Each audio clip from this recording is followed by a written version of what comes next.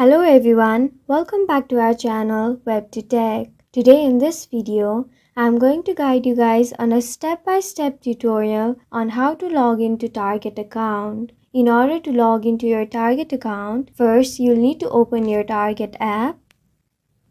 This is the first interface you will see of Target. Here you can find the option Join Now, Sign In or maybe later. You'll have to tap in the Sign In option.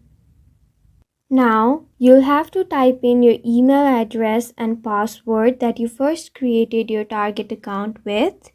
Make sure you type in your email address and password correctly.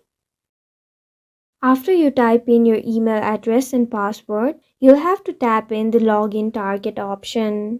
You will be successfully logged into your Target account. This was an easy step-by-step tutorial on how to log into your Target account. Thank you for staying till the very end of this video. I hope this video was helpful for you. If this video is helpful for you, don't forget to leave us like, share and subscribe.